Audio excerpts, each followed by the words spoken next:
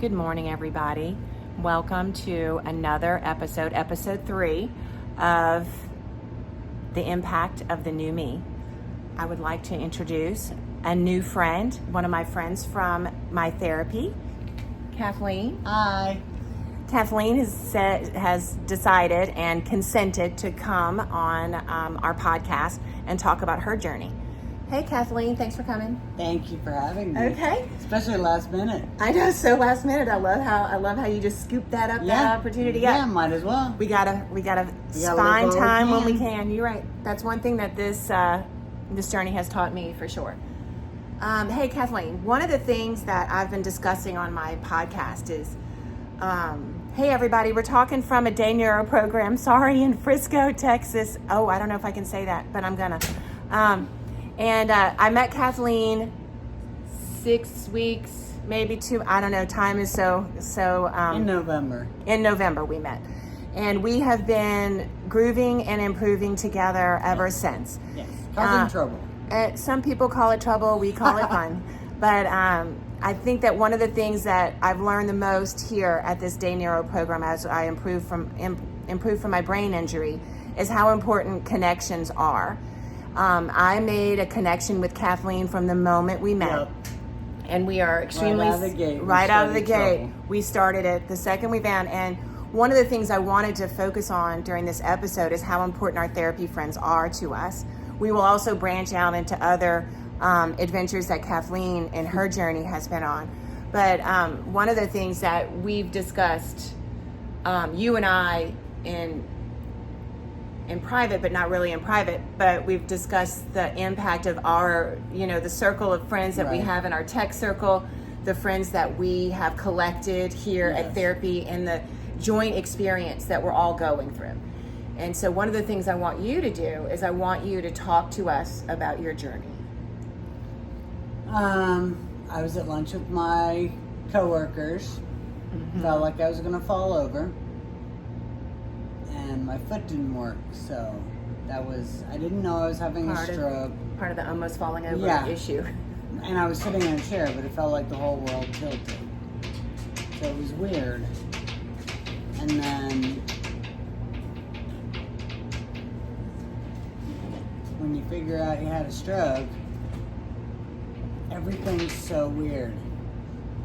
Nothing is the way it was. You can't do everything you used to do the same way. Yeah, I find that for me, I don't remember going through my stroke. It sounds like you remember actually having it. I remember every minute. Tell me what that was like. I just convinced myself that it was nothing to worry about. Right. Just walk it off. Mm-hmm. And then I realized rub some dirt in it. Yeah, I realized my foot didn't work, so it kind of did, but it kind of didn't. And weren't you with colleagues from work?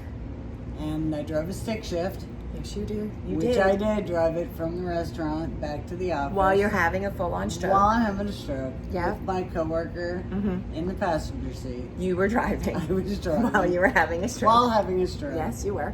And working a clutch. Working a clutch. Which was interesting. Yep. And my coworker was whistling like walking through a graveyard. Yep. And I realized it halfway back to the office that he was trying to distract himself in case I killed us both. Right. Which I didn't. No, you didn't, because you're here today. I am. But yeah, I remember all of it. So it's a little different when I talk to like you. Right. Or our friend Stacy. Right. That y'all don't know exactly what happened or don't remember what happened. Right. That's the thing, right? Is that we probably had the same conversation 2 months ago, 3 months ago, but my recall That's okay. is really not great, so I'm glad that you're here. I got lucky about that, where I didn't have any cognitive disabilities from the beginning. So your stroke has mostly been physical? Yes. Can you describe that to me? When I woke up the morning after I had the stroke, I woke up obviously in the hospital. And that was a weird moment, wasn't it? When you actually get consciousness in a hospital, you're like, holy crap. Yeah. And the other holy crap was I went to roll over because I was laying on my left side. I went to roll over and my hand stayed where it was. Yeah. And it was like, what the? And I had to actually physically move it. Yeah. It's like, what is going on? Yeah. Yeah. And that stark realization that you cannot escape. Right. That you are effed up Yeah. at this point. Like, this is not just, hey, I'm gonna actually rub dirt on it and Yeah. get on out of here. Yeah. Like, this is a problem. If I, it's like if I keep just pushing through, Right. it'll be fine. No, there's no pushing through. No. Which is It probably was- what led to the stroke, is it the was- fact that we just pushed through. Well, and it was pushing a button and going, I have to pee. I need somebody to help me. Yeah, let's go into that. Like, one of the things that I know that has impacted me the most is my lack of independence. Yeah. And I know live you and I alone. share that. Yeah. We share that. Tell us a little bit about that. I live alone. I've always taken care of myself. I only have me to rely on, so I have to work. So, like, I work 2.5 hours at my house in the morning. Then I come here until noon, and then I leave here, get back home, and work until 5. Some days it's overwhelming and daunting, but again, I'm the only one that's going to take care of me. Right. So I have to work because I have to pay the bills. Yeah. So the I think- lack of independence when I first got out of inpatient, I was excited to be home, but I was also scared because Heck there's yeah. nobody there. If I fall, I'm falling, I can't get up. I gotta call somebody. I've got to figure out how to get to the door, get the door unlocked, so that somebody can come in and pick me up. Well, luckily, knock on wood, Right. which isn't wood. Right. I've tried to make sure that I don't. Well, I I think do that one of everything I can to make sure that I don't fall. It's like if I feel like I'm going a little too fast, like, holy crap, I'm getting out of control here. I literally have to tell myself, stop. I'll stop and just take a breath, and then it's like, all right, go easy. But I like, before I do anything, I have to tell myself, go easy, don't fall. Yeah. I remember, I'm still doing that. Like, stairs still scare the heck out of me, and just gaining mobility. And Yeah. your mobility I don't know is- that I would go down the stairs. No. We I talked think about your yeah. fire drill. Yeah. When we had the You fire had a- alarms go off in Yep. the building, I was laying in bed and I thought, do I smell smoke? Nope. Do I hear cars leaving the parking garage? Nope. Nope. Sirens. Are there sirens coming? Nope. Alright, so I'm just going to lay here and see if I can go to sleep with these alarms going off. And then as I started to doze off, I was like, well, what if I really have to get out of here? What if somebody What would you bangs do? on the door? And I have stairs just to the left of my door. And I thought, well, I'd grab a cushion off the couch on my way out the door and put it on the stairs and scoot down on my butt and take my cane with me, because obviously the wheelchair wasn't going with me. No. Because, yeah, I could get down the stairs really fast in a wheelchair. The problem is I'd probably go ass over tea kettle and You would. crack my head and wind up back in Imagine inpatient. trying to get down your parking garage stair, No, spiral no. thing. You couldn't do that. No. And I think Number that one, that's not safe. absolutely not You're safe. in a wheelchair. Please don't do that. If you're in out a there, wheelchair. don't do that. You are like literally trunk high to every car in the parking garage. Right. So if you're motoring down the parking garage, never mind the speed that wheelchair is going to Could pick you up imagine? going down the incline. But if somebody's in their car and they're trying to get out because there's a fire in the building, they're going to back up and they're going to plow me over like You're I'm a right. hood ornament. Well, I think that's one of the things that is interesting about recovering, right? Is that you have to use your common sense and smarts to figure out your life. There's only Yeah. so much therapists can actually do. Well, my first thought was I could take the wheelchair down the hall to the parking garage, and then I thought, well, hell, if the alarm's going off, the elevator's not going to work. Truth. They sure and don't. that's when I went, I'm trunk high. Yeah. I'm not taking that thing down. Waiting for a hot fireman to carry you down the stairs. That's what option you were number thinking 3. about, right Option there. 1 was wheelchair down the parking garage. Nope. The other one was down the stairs on my butt with a couch cushion. That'll work. Okay, that could work. Or one of my hot neighbors / hot fireman comes by, throws me over their shoulder. They have a takes me to carry. safety. It's called a fireman carry. Yeah. So it would be great to experience that personally. Yep. I think that that's like the innovation that you have to go through, that the change that a stroke has on your everyday life. You have to plan everything. Everything. Everything's has to be new. planned in advance. You're right. You're gonna take a shower? Great. You got to get a body towel. You got to get a hair towel. In my case, I have an AFO, so I have to have a foot towel because my foot has to be dried off, so I can get a sock on it to get the AFO on it to put it back in a shoe before I can get out of the shower. That's 5 things for one thing. Yes, and it all has to be done ahead of time. Yep. It's not like you could call me and say, "Hey, let's go to the mall," and I would say, "Okay, let me jump in the shower." No. No. Isn't that It's pits, like man? a peek in the mirror and like, well, this is what you got. I can't even see myself in the mirror, so it's a good thing right now. It's a good thing. It's not a bad thing. But I mean, it's not a bad thing. It's not like you can jump in the shower to go anywhere. It has to be planned.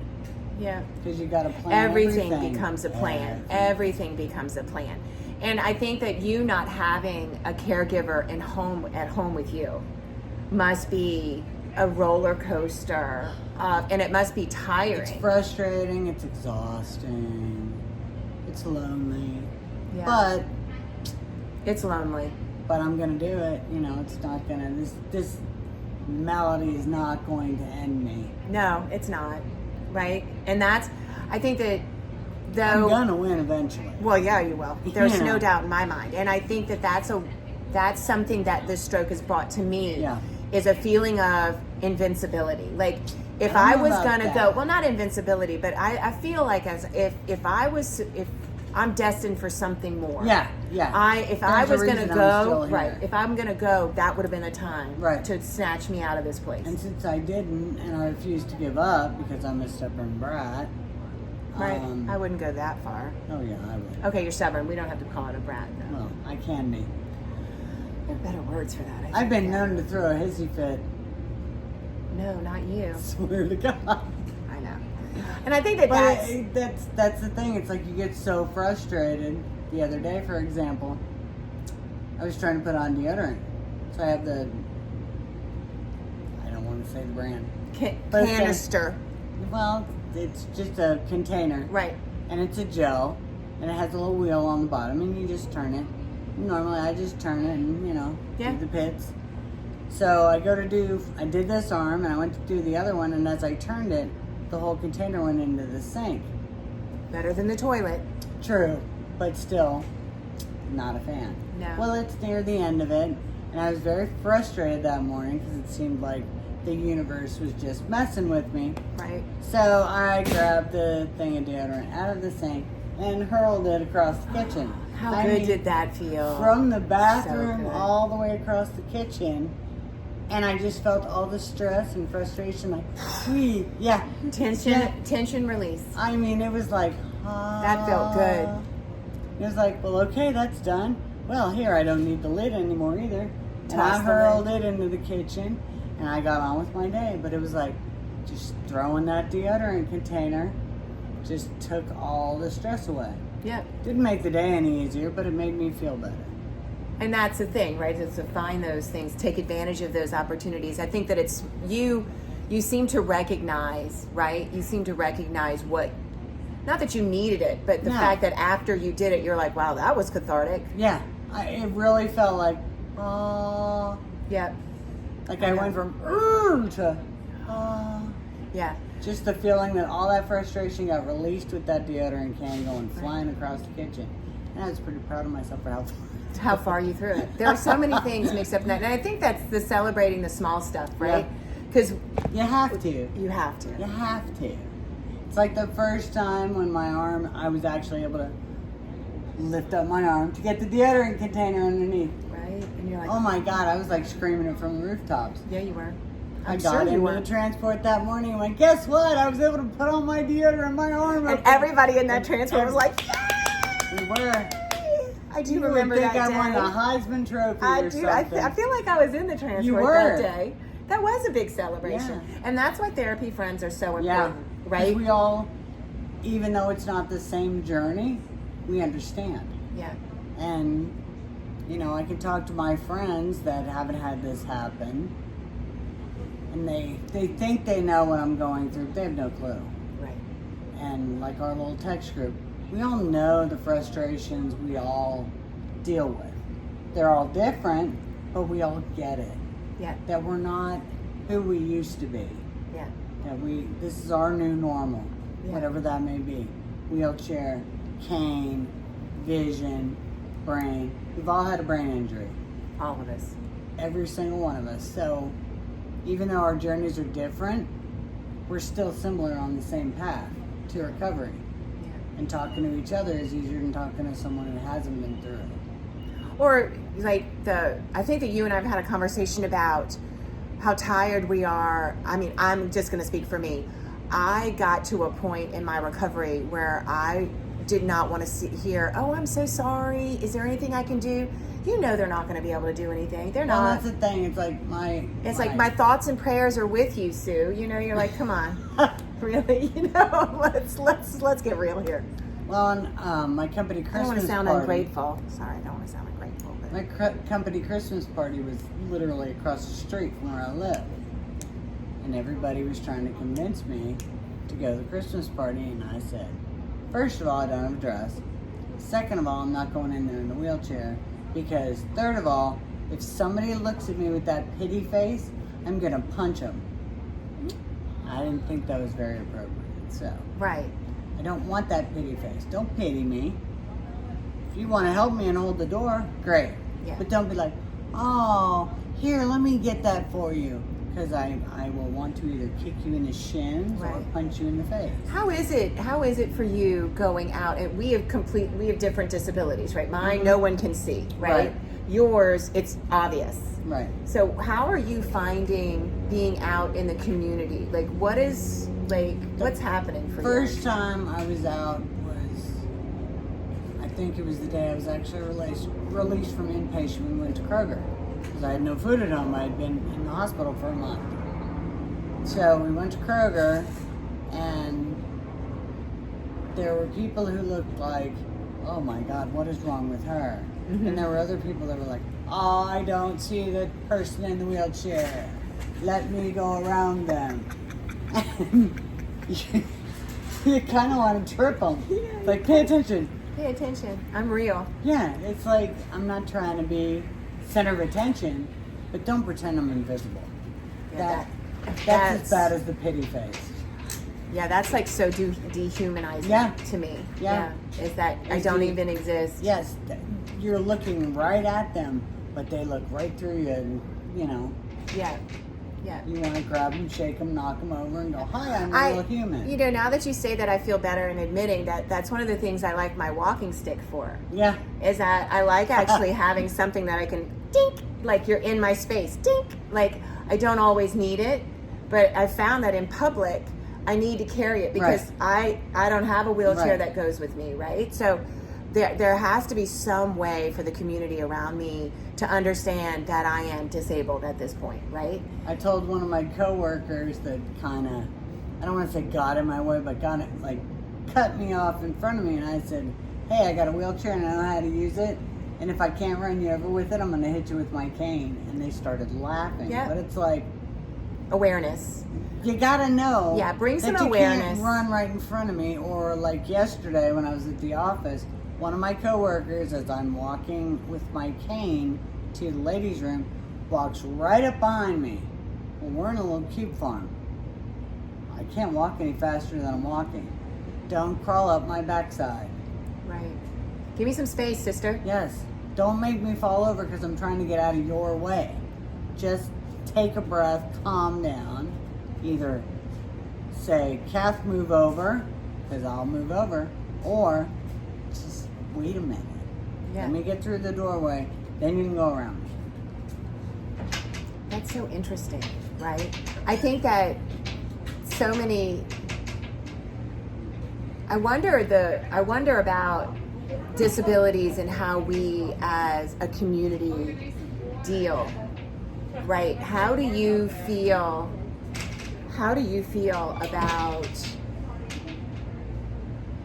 I don't know how to phrase this question I'm having in my head. Like, I think that there's so many emotions that I feel now post-stroke, right? That I took for granted before my stroke, right? And I think that since my stroke, I wouldn't say I'm hyper empathetic, but I'm definitely more aware of things.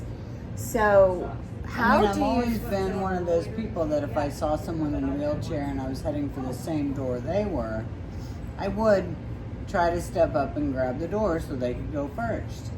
And it was like, here, let me get that. And I'm finding I've had neighbors of mine that were walking down the hall, passed me, got to the door to the parking garage that we're both going to, opened the door, looked at me, and let it close. It's like, really? Yeah. I personally would have stood there. And that was pre-stroke. Now, it's post-stroke, I see how many people either don't want to help or don't care or want to ignore it. Don't want to get involved. Right. Yeah.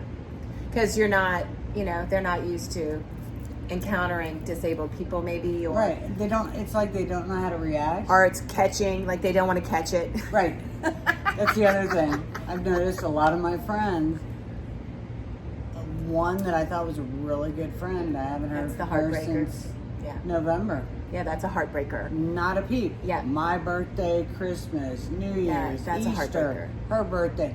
Not a freaking peep since the week before Thanksgiving. Yeah, but as we've said, now you know. Yeah. Now you know who your ride or dies are, right? There is no other way to put it. Like, now you know. Yeah. And it's good to know you have some. Yeah.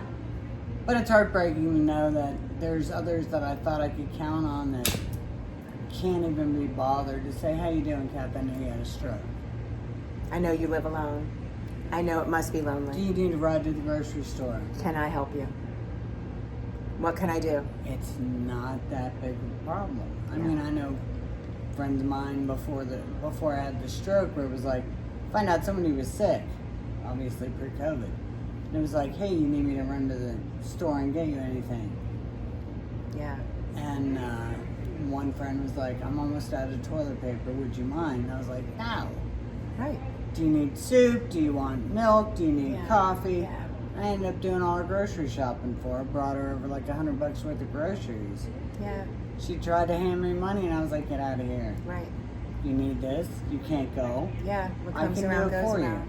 you. Yeah. So to find out that that person couldn't give two shits when I'm 6 months later, That's a heartbreaker. that's hard. I think that's hard. It is and hard. that makes you feel your loneliness even more. Yeah, it's harder. It's harder to take those dark emotions, those deep emotions that we don't want to cop to, Right. but we all feel. We all have them. All of us in All recovery, of and I think that's what makes me feel so safe within our group. Right. Is that I can say something and not get the pity face. Right. Not get somebody empathetically reaching out and saying, or making me laugh, like you Yeah, tend to make I us try laugh. to. And empathetically reaching out and making a connection that is thoughtful and is meaningful, right? And genuine. And genuine. And knowing that we have that space. Yeah. Like that to me is the best thing, one of the best things that's come out of being at this Day Nero program. Right. Is the fact that we have the space to connect. We have the ability to communicate with each other. And we have a desire to not be alone. I think I said in one of the text chains, it's like, I don't know why I had this stroke, but I met some great people. Yeah. It explains a reason for the stroke, but I'm not okay with having the stroke. But I got to meet some great people. And maybe that was the whole purpose Right. behind it. We don't know. Well, I think that's a pretty good way. Anything else? I think that's a pretty good way I think to that's end. a good way to end. Wow, Kathleen, thank you so much. You're I knew welcome. that it would be a dynamic conversation when we got together. I did too. Well, Samara y'all- did too. She gave me that cut sign. Well, I think that, guys, thanks so much for tuning in for another episode. I'll bring another therapy friend with us next time, hopefully. Yay. Take care, y'all. Bye.